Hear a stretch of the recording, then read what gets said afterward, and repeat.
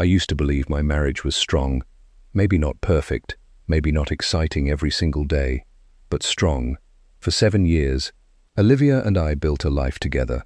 We had a small house, steady jobs, and a routine that felt safe. Every night, we ate dinner together.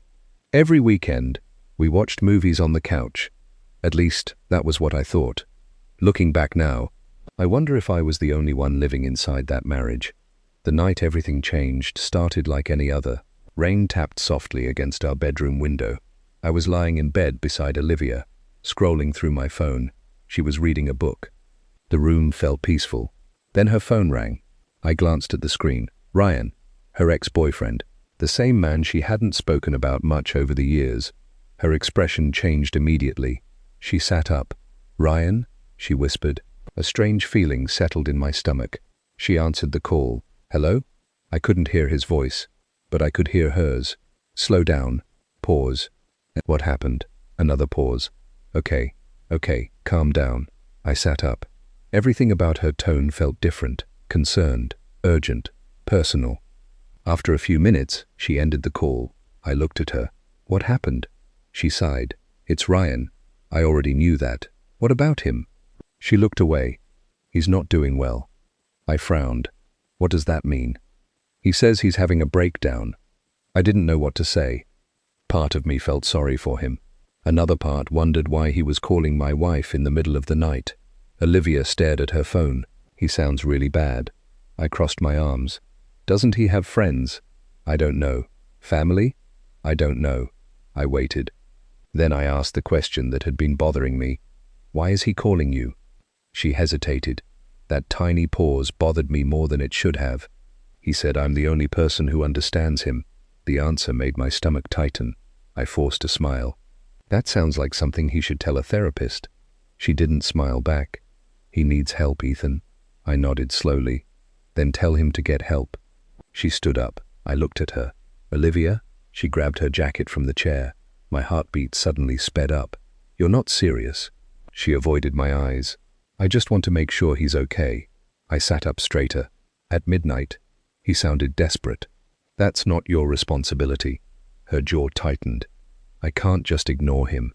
The room suddenly felt colder. I stared at her. She stared back. For a few seconds, neither of us spoke. Then I asked quietly, "Are you really leaving?" She looked hurt, as if I was the one being unfair. "He needs someone." The words hit harder than they should have, because all I could think was, what about me? What about us? I swallowed those thoughts. "I don't think this is a good idea." She sighed. "Ethan, nothing is happening." Maybe. Maybe? I stood up. "He's your ex. And he's a human being."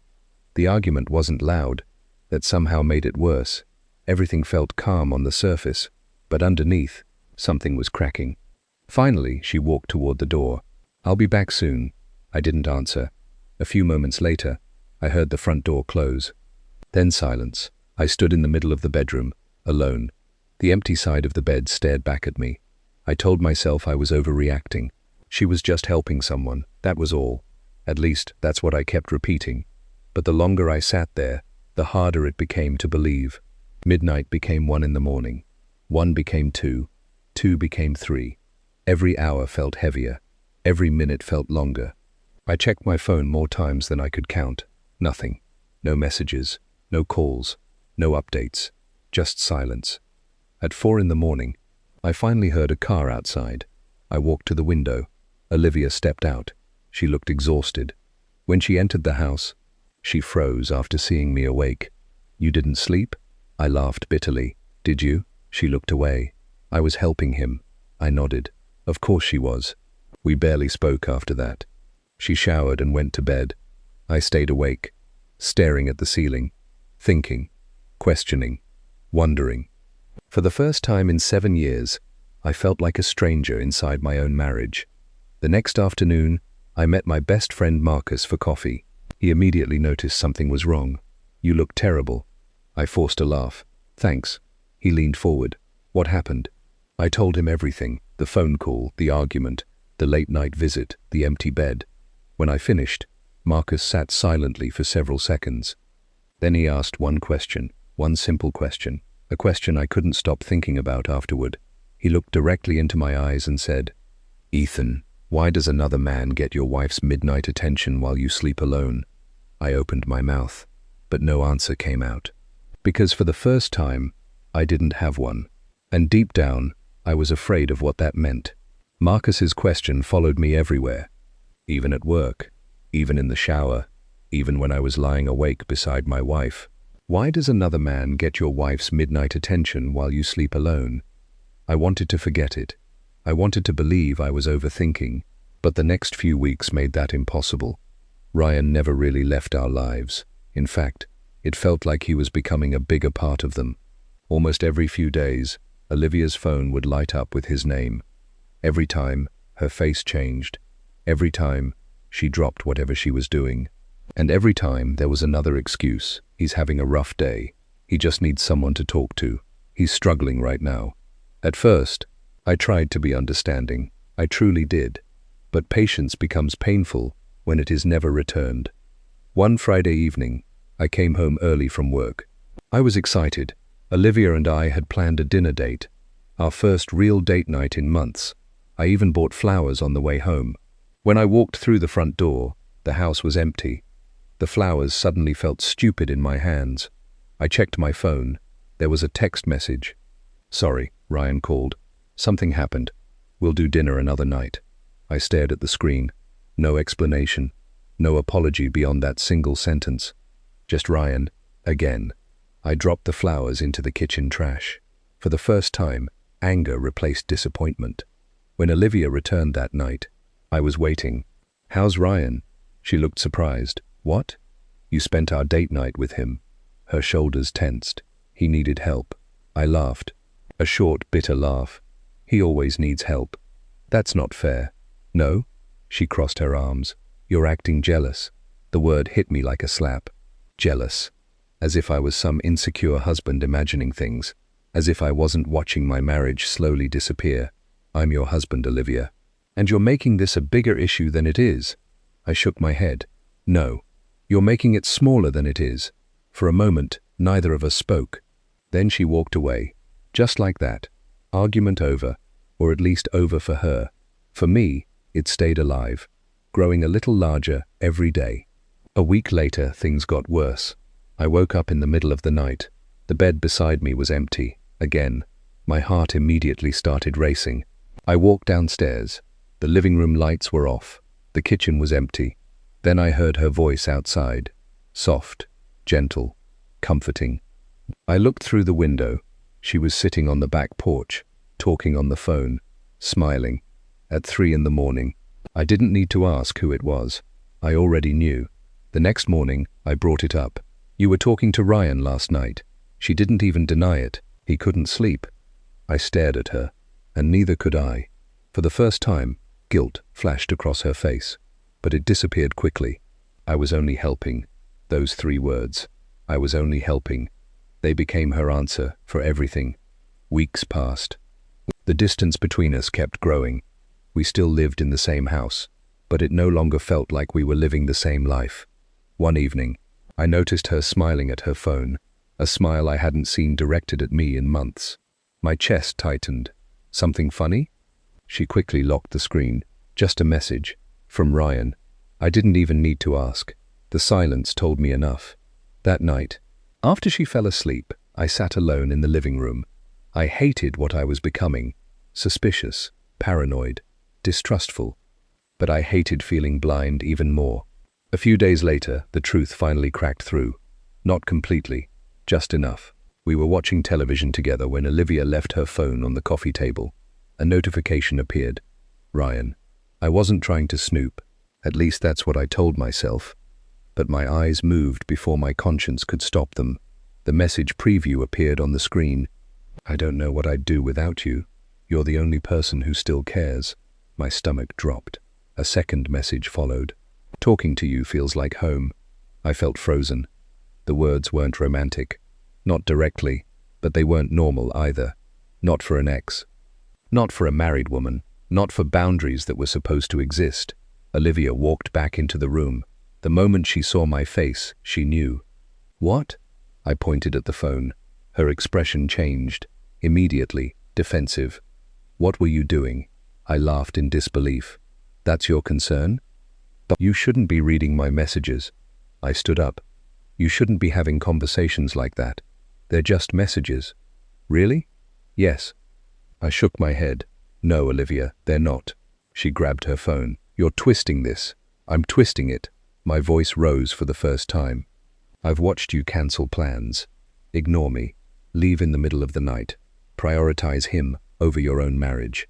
That's not true. Then look me in the eye and tell me he's not becoming more important than me." She opened her mouth, then closed it. For 1 second, I saw uncertainty. 1 second, that was all. Then she looked away, and somehow, that hurt more than any answer. The argument exploded after that. Voices rose, accusations flew. Months of frustration poured out of me, but nothing changed. She still defended Ryan, every single time. Finally, I grabbed my keys and walked out. I couldn't stay in that house another minute. I drove for nearly an hour. No destination, no plan, just road, darkness, and thoughts I couldn't escape. When I finally parked, I sat alone inside the car. The engine was off. The world was silent. I stared through the windshield, thinking about the woman I married, thinking about the woman sitting beside me every day, wondering when they became two different people. And for the first time in my life, I asked myself a question I never thought I would ask. Did I ever really know my wife at all? After the fight, things became strangely quiet, not better, just quieter. The kind of quiet that sits between two people when both know something is broken, but neither wants to say it out loud. Olivia and I stopped arguing as much, mostly because I was tired of repeating myself, tired of being ignored, tired of feeling like I was competing with a ghost from her past. For a while, I convinced myself there was still time to fix things. Maybe we needed help. Maybe we needed a reset. Maybe we needed to remember why we fell in love in the first place. One evening, I sat across from Olivia at the kitchen table. "I think we need counseling." She looked up from her phone. "What?" "Marriage counseling," she sighed. "Ethan, just hear me out." I leaned forward. "We aren't okay." Her eyes dropped to the table. For a second, I thought she might finally agree. Maybe she saw it too. Maybe she felt the distance. Maybe she missed us. Finally, she nodded. "Okay." I blinked. "Okay?" "Yeah." For the first time in months, I felt hopeful. A tiny spark, but a spark nonetheless. I found a counselor. I scheduled an appointment. I rearranged my work schedule. Then the day arrived, and Olivia never showed up. I sat alone in the counselor's office. 30 minutes. 40 minutes. An hour. Nothing. When I called her, she didn't answer. Later that night, she finally came home. "Sorry." That was it. Sorry. No explanation. No real regret. Just one word. "What happened?" I asked. She looked uncomfortable. "Ryan needed help." I laughed. Not because it was funny. Because I honestly didn't know what else to do. Of course it was Ryan. Who else would it be? A week later, I tried again. I planned a weekend trip. Just the two of us. A small cabin near a lake. No phones, no distractions, no Ryan. At least that was the plan. The night before we were supposed to leave, Olivia cancelled. "Ryan's having a hard time." I stared at her. Then I stared at the reservation confirmation on my phone, then back at her. "Do you even hear yourself anymore?" She looked away, and just like that, another chance died, one by one, like candles being blown out. Eventually, there was almost nothing left. Then came the invitation. The event that changed everything. Ryan was hosting a small gathering at a restaurant. Just friends, nothing special. At least that was how Olivia described it. "You should come." I looked at her. "Why?" "Because I want you there." I wasn't sure I believed her, but I agreed anyway. Part of me still hoped I was wrong. Part of me wanted proof that I was imagining things. The restaurant was crowded. Music played softly through hidden speakers. People laughed and talked around us. At first, everything seemed normal. Then I started noticing things. Ryan was always near Olivia, always. If she moved, he moved. If she laughed, he laughed. If she spoke, he listened like she was the only person in the room. And Olivia? She looked happier than I had seen her in months, maybe years. That realization hurt more than I expected. I watched them from across the table, the way she smiled, the way she looked at him, the way she seemed completely relaxed, a version of her I no longer received. At one point, a woman approached our group. She smiled at Ryan and Olivia. "You two make such a beautiful couple." The words hit me like a punch. For a moment, everything stopped. The music, the conversations, even my breathing. I waited. Surely Olivia would correct her. Surely she would laugh and say she was married. Surely she would point at me. Instead, she smiled awkwardly. Ryan laughed. The woman walked away. And nobody corrected her. Nobody. My chest tightened. I felt invisible, like I wasn't even sitting there, like I had become background furniture, a chair, a lamp, something present but unimportant. I excused myself and went outside. The cold air hit my face. I stood there for several minutes trying to calm down. Then Marcus's voice came from behind me. I turned around. "What are you doing here?" He shrugged. "A friend invited me." He looked through the restaurant window, then back at me. His expression told me everything. He had seen it too. "You okay?" I forced a smile. "No." Marcus nodded slowly. At least he appreciated honesty. We stood there in silence. Finally, he spoke. "You know what hurts the most?" "What?" "She doesn't even realize what she's doing to you." I wished he was wrong, but deep down I knew he wasn't. When I returned inside, nothing had changed. Ryan and Olivia were still laughing, still talking, still acting like the rest of the world didn't exist. For the first time, I stopped feeling angry. I started feeling empty, and somehow that was worse. Hours later, we drove home. The silence inside the car felt heavy. Neither of us spoke, not until we reached the house. Olivia walked inside. I followed. Then I finally asked the question that had been burning inside me for months. The question I had been afraid to ask. The question I already suspected I knew the answer to. I looked directly into her eyes. "Do you still love him?" The room became completely silent. No television, no traffic outside, nothing, just us. And that question. Olivia stared at me. Her lips parted slightly. I waited. 1 second. 2 seconds. 3. It wasn't a long hesitation, but it was long enough. Long enough to destroy something inside me.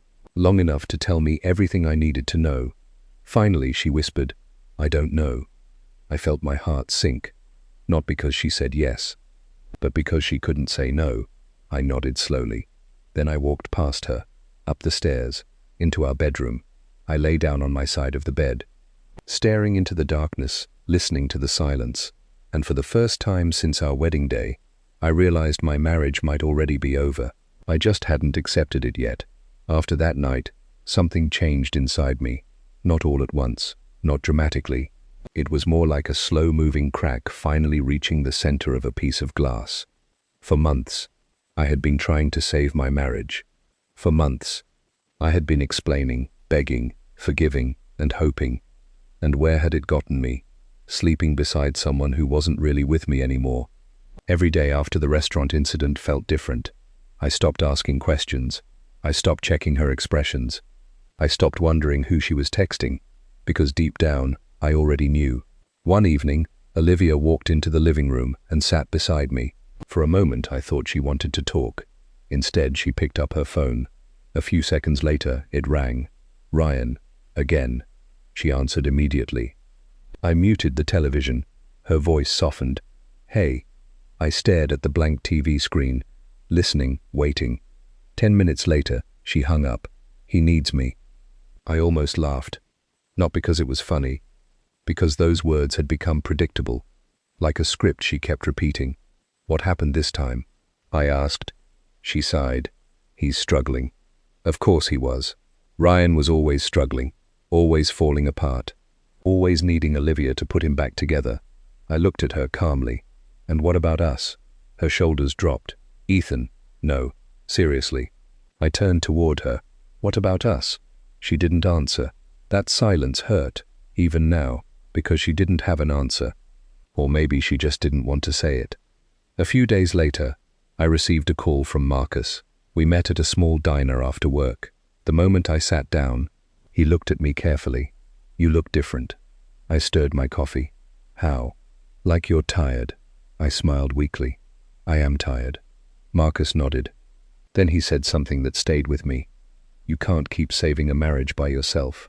I stared at the table, because I knew he was right. A marriage takes two people. I had been carrying ours alone for months, and I was exhausted. That night, I returned home and found Olivia sitting on the couch. She looked distracted. Her phone was in her hand. Her attention wasn't. I sat beside her. Do you still want this marriage? She looked shocked. What kind of question is that? A simple one. Her eyes searched mine. For a moment, I thought she might finally fight for us, finally choose us, finally choose me. Instead, she looked down, and that was answer enough. A strange calm settled over me. Not happiness, not relief, just acceptance. The kind that comes after a long battle you know you've already lost. 3 nights later, the final blow arrived. It was almost midnight. Rain tapped softly against the windows. I was asleep when Olivia's phone rang. She grabbed it immediately. The glow from the screen lit up her face. Ryan. I watched her answer. Ryan? A pause, then concern appeared in her eyes. I knew that look. I hated that look. What happened? She asked. A longer pause. Then she climbed out of bed. My stomach tightened. Not again. Please, not again. She opened the closet, pulled out a jacket, and started getting dressed. I sat up. You're leaving? He needs me. The words landed like stones, heavy, cold, familiar. I looked at the clock, 12:17 a.m. Then I looked at my wife, standing beside our bed, preparing to leave me again. For him. Something inside me finally broke. Not with anger, not with shouting, not with tears, with clarity. Pure clarity. I suddenly saw everything exactly as it was. I wasn't her first choice. I wasn't even her second, and I was done pretending otherwise. She noticed my silence. Ethan. I looked at her, really looked at her. The woman I loved, the woman I married, the woman I barely recognized anymore. Then I nodded. Go. She seemed surprised. You're not going to argue? No. For the first time I meant it. No arguments, no pleading, no discussions. I was finished. She hesitated, almost as if she expected a fight. When it didn't come, she left. A few moments later, the front door closed. The house became silent. I sat alone in the darkness, the same darkness that had surrounded me for months. But this time felt different, because something inside me had finally awakened. I stood up, walked through the house, the living room, the kitchen, the hallway. Every room held memories, birthdays, movie nights, late-night conversations, dreams we once shared. But now those memories felt like photographs from someone else's life. I stopped in front of our wedding picture. We looked happy, young, certain. I stared at it for a long time. Then I whispered the words I had been avoiding for months. It's over. The moment I said them aloud, I felt strangely calm. The next morning, I called a lawyer. The conversation lasted nearly an hour. By the time it ended, my hands were shaking. But my mind wasn't. For the first time in a long time, I knew exactly what I needed to do. Later that week, while Olivia spent more time helping Ryan, I began preparing. Quietly, carefully. I packed her belongings. Not with anger, not with revenge, with respect. Every item was folded neatly. Every box was labeled. Then I rented a storage unit. Everything went there, safe, protected, waiting. After that, I called a locksmith. The sound of drills and metal echoed through the house. Each turn of the screwdriver felt symbolic, like another piece of my old life being removed. When the work was finished, I stood in front of my door holding the new keys. The house felt different, lighter, strangely peaceful.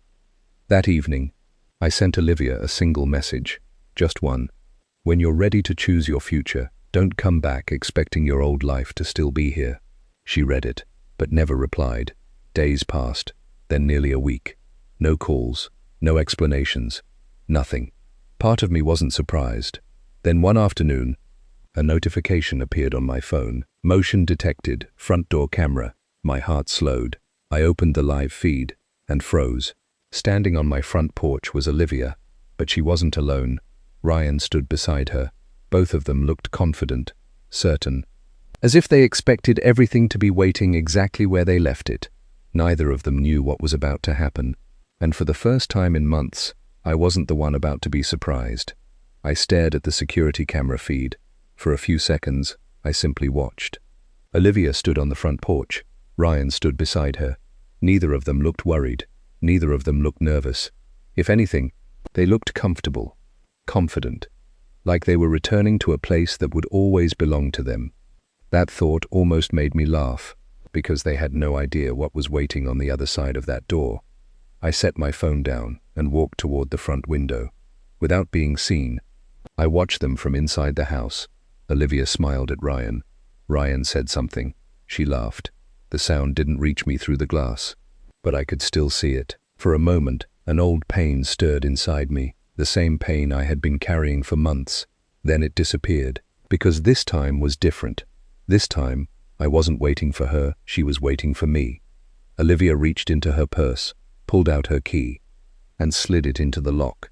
Nothing happened. She frowned, tried again. Still nothing. Ryan leaned closer. She twisted the key harder. The lock refused to move. Confusion appeared on her face, then concern, then panic. My phone buzzed. Incoming call, Olivia. I ignored it. A few seconds later, she called again. Ignored. Then came the knocking. 3 sharp knocks against the door. I remained still. More knocking. Louder this time. Then my phone buzzed with a text. Ethan, what's going on? I didn't answer. Another text appeared. Why isn't my key working? Still nothing. Outside, I could see Ryan becoming uncomfortable. His confidence was fading. Good. Let him feel uncomfortable. I had been uncomfortable in my own marriage for months. A few minutes later, Olivia started pounding on the door. Ethan! I finally walked toward it. Not quickly, not dramatically, calmly. I unlocked the door, opened it, and stepped outside.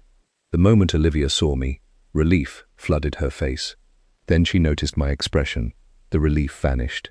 Ethan, she said quickly, what's wrong with the lock? I looked at her, then at Ryan, then back at her. The lock is working perfectly. Silence. Her face lost color. What? The lock works exactly as intended. Ryan shifted awkwardly beside her. Olivia blinked. I don't understand. Yes, I said quietly. You do. The realization hit her. I saw it happen. Right there on her face. Shock, disbelief, fear, all arriving at once. You changed the locks. I nodded. Yes. She stared at me, as if I had become a stranger. Maybe I had. For months, she had watched me accept everything. The excuses, the lies, the disrespect. Maybe she thought I would keep accepting it forever. She was wrong. Ethan, what are you doing? I laughed softly. The question was unbelievable. What was I doing? After everything that had happened? I looked directly into her eyes. What you forced me to do. Neither of them spoke. The silence felt heavy. Ryan finally cleared his throat. Ethan, maybe we should all calm down. I turned toward him. The man who had slowly inserted himself into my marriage. The man who always needed help. The man who somehow always came first. And for the first time, I saw uncertainty in his eyes. Good. I stepped forward slightly. This is between me and my wife. Ryan immediately took a step back. Olivia looked overwhelmed. Ethan, can we please go inside? No. Her eyes widened. No. I shook my head. No. For a moment, she looked like she might cry. Then she noticed something through the open doorway. The living room. Her gaze froze. I knew exactly what she saw. The wall above the fireplace. Empty. No wedding photos. No family pictures. Nothing. She pushed past me slightly and looked deeper inside. Then she froze completely. Every picture of us was gone. Every reminder of our marriage had disappeared. Her breathing became uneven. Ethan, her voice cracked. I didn't answer. She looked around desperately, searching, hoping, trying to find proof that this wasn't real. Then her eyes landed on my left hand. The wedding ring was gone. I watched the moment her heart broke, the exact moment, because suddenly she understood. This wasn't an argument. This wasn't a punishment. This wasn't a threat. It was over. Actually over. Tears filled her eyes. No. I remained silent. Ryan looked uncomfortable, very uncomfortable, almost like he wished he wasn't standing there. Too bad. He had spent months standing in places he didn't belong. Now he could experience a little discomfort himself. Olivia stepped closer. "Ethan, please." The desperation in her voice surprised me. Months ago, I would have given anything to hear that tone. Now it only made me sad. "Please what?" She swallowed hard. "Let's talk." We had months to talk. I know. "No," I said. "You really don't." A tear rolled down her cheek. "I made mistakes." I nodded. "Yes. Can we fix this?" The question hung in the air. For a second, I remembered everything. Our wedding day, our first apartment, the promises, the dreams, the life we built. Then I remembered sleeping alone while she comforted another man. Again and again. And again, the answer became easy. No. She looked like I had punched her. Ryan finally stepped forward. "Maybe we should leave." For once, I agreed with him. "Yes," I said. "You should." Olivia stared at me, tears streaming down her face. I never meant for this to happen. I believed her. That was the tragic part. I genuinely believed she never planned to destroy our marriage. She just destroyed it one choice at a time, one excuse at a time, one midnight phone call at a time, until there was nothing left. I looked at her calmly. "The problem isn't what you meant." She closed her eyes. "The problem is what you did." Her shoulders shook. Ryan gently touched her arm. She didn't move. She just stood there, looking at me, looking at the house, looking at the life she thought would always be waiting for her. Finally, she whispered, "You're really done." It wasn't a question. It was a realization. I nodded. Yes. For a long moment, nobody moved. Then Ryan guided her toward the driveway, slowly, carefully, as if she might collapse. Halfway there, Olivia turned around. Her eyes met mine one final time. And for the first time since this nightmare began, I wasn't the one begging someone to stay. I quietly stepped back, closed the door, turned the lock, and listened as silence filled the house. Not loneliness, not heartbreak. Silence. Peaceful silence. The kind that comes after a storm finally passes. But as I stood there alone, I had no idea that this wasn't the end of their story. It was only the beginning of their downfall. The morning after I closed that door, I expected to feel broken. I expected regret. I expected loneliness. Instead, I felt something strange. Relief. Not complete relief. The kind that comes after carrying a heavy weight for so long that you almost forget what it feels like to stand straight. For months, my life had revolved around Olivia's choices, her phone calls, her excuses, her decisions. Now, for the first time in a long time, I woke up and only had to think about myself. It felt unfamiliar, but it also felt good. The first few weeks weren't easy. I won't pretend they were. There were nights when I sat alone in the living room and stared at the empty couch. There were mornings when I reached for my phone, wanting to text Olivia about something funny I had seen. Old habits don't disappear overnight. Neither does love. But every day became a little easier, a little lighter, a little clearer. One afternoon, Marcus stopped by the house. He looked around as I made coffee. "You seem different." I smiled. "I keep hearing that. This time I mean it." I handed him a cup. "What do you mean?" Marcus leaned against the kitchen counter. "You look peaceful." The word surprised me. Peaceful. Maybe he was right. I wasn't happy all the time, but I wasn't exhausted anymore, and that felt like progress. Over the next few months, I started rebuilding my life. I went back to the gym. I started eating better. I worked longer hours on my business. For the first time in years, I focused on goals that had nothing to do with saving someone else. And slowly, things began improving. My energy returned. My confidence returned. Even my employees noticed the difference. One afternoon, my assistant smiled at me and said, "You seem happier lately." I almost laughed. If only she knew the story. The truth was simple. I had stopped fighting a battle I could never win. And because of that, I finally had energy for everything else.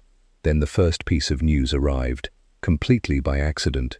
I was having lunch with Marcus when he put his phone down. His expression immediately changed. "What?" He hesitated. I already knew. It was about Olivia. "Marcus." He sighed. "Ryan lost his job." I blinked. Seriously? He nodded. 2 weeks ago. I sat back in my chair. For a moment, neither of us spoke. Then Marcus shrugged. Apparently things aren't going well. I should have felt satisfied, maybe even happy. Instead, I mostly felt nothing, because Ryan losing his job didn't change what had happened. It didn't erase anything. Life moved on. Weeks later, another update arrived, this time from a mutual friend. Olivia and Ryan were fighting constantly, publicly, loudly, often. The perfect relationship everyone imagined apparently wasn't so perfect after all. That didn't surprise me, not even a little, because their relationship had been built on fantasy, and fantasy always struggles when reality arrives. One evening, I received a message from an old friend named Lauren. We had known each other years ago through work. Nothing romantic, just a friend. We met for coffee, then lunch, then dinner a few weeks later. For the first time in forever, I found myself laughing again. Actually laughing. Not forcing it, not pretending, just living. And it felt incredible. Around the same time, more news about Olivia reached me. Ryan's financial problems were growing. Bills were piling up. Debt was increasing. And according to several people, his personality was changing. The charming version of Ryan was disappearing. The version Olivia once defended so fiercely. The version she sacrificed our marriage for. Apparently he was becoming angry, impatient, defensive, selfish. The mask was slipping. One afternoon, I ran into an old neighbor while shopping. After a few minutes of conversation, she lowered her voice. "I saw Olivia last week." I stayed quiet. The neighbor shook her head sadly. She looked miserable. A strange feeling passed through me. Not happiness, not revenge, just sadness. Because despite everything, I never wanted Olivia to suffer. I only wanted her to stop hurting me. That was the difference. Months passed. My business continued growing. Life continued improving. Then one evening Marcus called. The moment I answered, I knew something was different. What happened? Marcus sighed heavily. "You know what I've learned?" "What?" "Sometimes karma doesn't knock." I frowned. "What does that mean?" "It means people create their own disasters." I sat down. "What happened?" Marcus was quiet for several seconds. Then he spoke. "Ryan moved out." I blinked. "What?" "They broke up." For a moment I genuinely didn't know what to say. After everything, after all the sacrifices, after all the damage, it was over, just like that. Marcus continued. "Apparently things got really bad." I stared out the window, watching the evening sun disappear. Months ago, I would have celebrated. Months ago, hearing that news would have felt like victory. Now it just felt empty, because there were no winners, only consequences. Ryan had lost stability, Olivia had lost her marriage, and I had lost the life I thought I would have forever. The only difference was that I had finally started building something new. A few days later, I returned home after work. As I walked toward my front door, I noticed something unusual. An envelope, tucked beneath the welcome mat. My name was written on the front, in handwriting I instantly recognized. My heart slowed. Olivia. I picked up the envelope carefully. For a long moment, I simply stared at it. Months had passed without hearing from her. Months. And now suddenly there was a letter. I walked inside, sat at the kitchen table, and opened it. The first sentence immediately made my chest tighten. "Ethan, I know I have no right to ask this, but please meet me one last time." I read the line twice, then a third time. The rest of the letter was short. No excuses, no blame, no arguments. Just one request, a conversation. One final conversation. I stared at the letter for a long time. Part of me wanted to throw it away. Part of me wanted answers. But one thing became clear. After everything that had happened, Olivia finally wanted to talk. And for the first time in a very long time, I was the one who had to decide what happened next. For 3 days, I carried Olivia's letter around without answering it. It sat on my kitchen counter, then my desk, then the passenger seat of my car. Every time I looked at it, old memories returned. Some good, some painful, most of them complicated. Part of me wanted to ignore the letter completely. After everything that had happened, I didn't owe anyone another conversation. But another part of me knew I needed closure. Not for Olivia, for myself. So on the fourth day, I sent a short message. Saturday, 2 p.m., the coffee shop on Main Street, nothing more. A few seconds later, her reply arrived. Thank you. Saturday came faster than I expected. The entire drive there, my stomach felt tight. Not because I wanted her back, because I didn't know how I would feel when I saw her again. The woman I loved, the woman who broke my heart, the woman who was somehow both of those people at the same time. When I entered the coffee shop, I spotted her immediately. She was sitting alone near the window, and for a moment I barely recognized her. She looked tired, not physically, emotionally. The confident woman who had once walked away from our marriage seemed gone. When she saw me, she stood up quickly. Ethan. I nodded. Olivia. Neither of us moved for a second. Then we sat down. An awkward silence settled between us. Months ago, we could talk for hours. Now we struggled to find a single sentence. Finally, Olivia spoke. Thank you for coming. I nodded. You said you wanted to talk. She lowered her eyes. Yeah. Her hands trembled slightly around her coffee cup. I had never seen her look so nervous, not even on our wedding day. For several seconds, she simply stared at the table. Then she took a deep breath. I owe you an apology. I stayed silent. She continued. A real apology. I waited, because for the first time, I wanted to hear everything. No interruptions, no excuses, just the truth. And tears appeared in her eyes. I hurt you. The words came out quietly, almost like they physically hurt to say. I know, she nodded. I hurt you over and over again. I looked out the window briefly, remembering all those nights, all those arguments, all those moments when I felt invisible. Then I looked back at her. She was crying now, not dramatically, just quietly. The kind of crying that comes from carrying guilt for too long. I kept telling myself I was helping him. Ryan. Even now, hearing his name felt strange. Olivia wiped her eyes. But that's not what I was really doing. I remained silent. She looked directly at me. For months I kept confusing guilt with love. The sentence hung between us, and for the first time, I truly understood. She wasn't defending Ryan because she loved him, not completely. She was trapped by guilt, trapped by memories, trapped by a past she never properly let go of. But understanding something doesn't erase its consequences, she continued. The more you tried to pull me back, the more defensive I became. I frowned slightly. What do you mean? She swallowed hard. Every time you pointed out what I was doing, I felt ashamed. Her voice cracked. And instead of facing that shame, I blamed you. I stared at her, because deep down, I knew she was right. The more I begged for our marriage, the more she pushed away from it. Not because I was wrong, because I was forcing her to see something she didn't want to admit. Tears rolled down her cheeks. I destroyed our marriage one choice at a time. I felt my chest tighten, because those words were true, painfully true. There was no single moment that destroyed us. No affair. No dramatic betrayal. Just hundreds of small choices. Hundreds of moments where she chose someone else over us.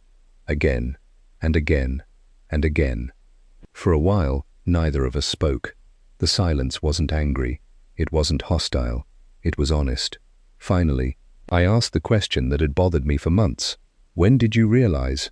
She looked confused. Realize what? That you were losing me. A sad smile appeared on her face. The day I came home, I immediately knew which day she meant. The day she stood on my porch. The day her key stopped working. The day she saw the missing wedding photos. The day she saw my empty ring finger. Olivia looked down. That was the first time I understood what I had done. Her voice became smaller. I thought you'd always be there. The words hurt. Not because they were cruel, because they were honest. She truly believed I would wait forever. And maybe once upon a time I would have. Then she looked directly into my eyes. Ethan. I already knew what was coming.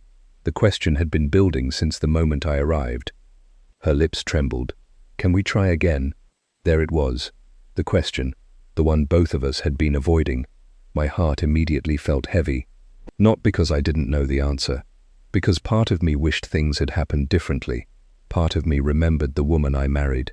The woman who laughed at my stupid jokes. The woman who danced with me in the kitchen. The woman I once believed would grow old beside me. For a brief moment, I imagined what life would look like if I said yes. Then another memory appeared. Me lying alone in bed, watching her leave. Again, and again, and again. I thought about the months of pain, the sleepless nights, the loneliness, the humiliation, the version of myself that had almost disappeared trying to save a marriage alone. Then I thought about the man sitting here now, stronger, calmer, whole again.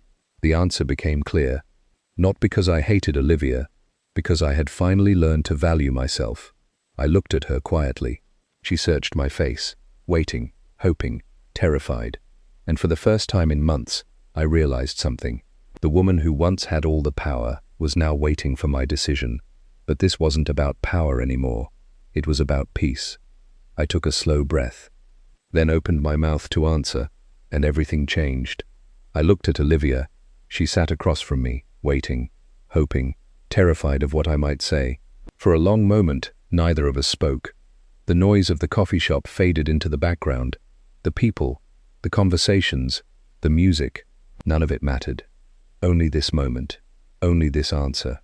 I took a slow breath. Then I finally spoke. Olivia. Her eyes immediately filled with hope, and that made what came next even harder. I forgive you. The moment the words left my mouth, tears rolled down her cheeks. She covered her mouth with her hand. For a second, she looked relieved, as if a weight had been lifted from her shoulders. But I wasn't finished. I forgive you, I repeated. But forgiveness isn't the same thing as a second chance. The hope in her eyes slowly faded. Pain replaced it. I hated seeing it. I truly did. Because despite everything that happened, I never stopped caring about her. I simply stopped sacrificing myself for her. Olivia lowered her head. A tear landed on the table. I understand. Her voice was barely a whisper, and for the first time, I believed she really did understand.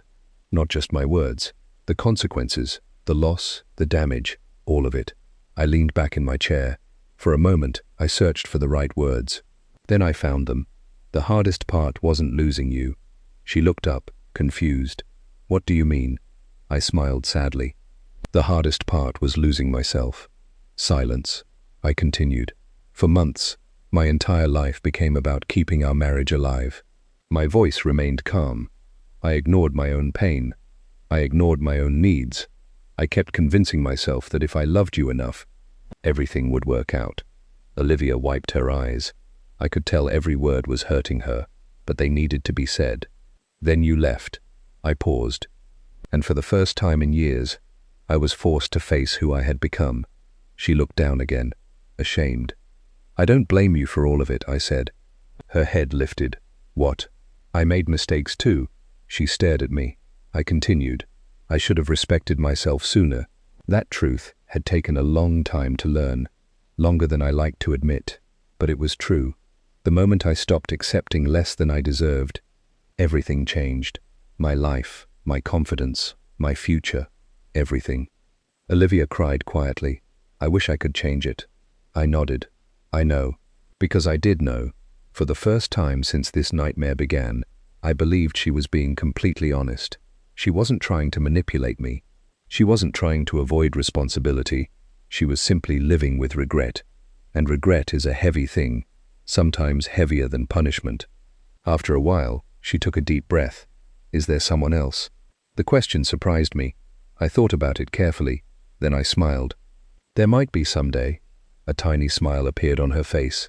A sad one, but genuine. I hope she knows how lucky she'll be. The words almost broke my heart. Because years ago, hearing that from Olivia would have meant everything. Now it felt like a goodbye. Maybe because it was. We sat quietly for a few more minutes. Then Olivia stood. I stood too. For a second, neither of us knew what to do. Then she stepped forward and hugged me. Not like a wife. Not like someone trying to get me back. Just like a person saying goodbye to someone they once loved. I hugged her back, one final time. When we pulled apart, her eyes were red. But there was peace in them, maybe for the first time in a long while. Goodbye, Ethan, I smiled softly. Goodbye, Olivia. Then she turned and walked away. I watched until she disappeared through the crowd outside. And just like that, a chapter of my life finally ended. A few months later, life looked very different. The business was doing better than ever. I was healthier, stronger, happier. Most importantly, I felt at peace. Around that time, I spent more time with Grace. We had met through a business project months earlier. At first, she was just someone I enjoyed talking to. Smart, kind, honest. The exact kind of person who brought calm instead of chaos. There was no dramatic romance, no grand love story. Not yet. Maybe not ever. And that was okay, because for the first time in my life, I wasn't searching for someone to complete me. I was already whole. One evening, I returned home after work. The same house, the same front door, the same living room. But everything felt different. Years earlier, I had stood inside this house watching my marriage fall apart. Now I stood here feeling grateful. Not for what I lost, for what I found. I placed my keys on the kitchen counter and looked around. The house was quiet, comfortably quiet, peacefully quiet. I smiled. Then I remembered the night Olivia left our bed to comfort Ryan. Back then, I thought it was the worst night of my life, the beginning of the end. I couldn't have been more wrong, because now I finally understood the truth. The night she left our bed, I thought I was losing everything. Looking back, it was the night I finally found myself.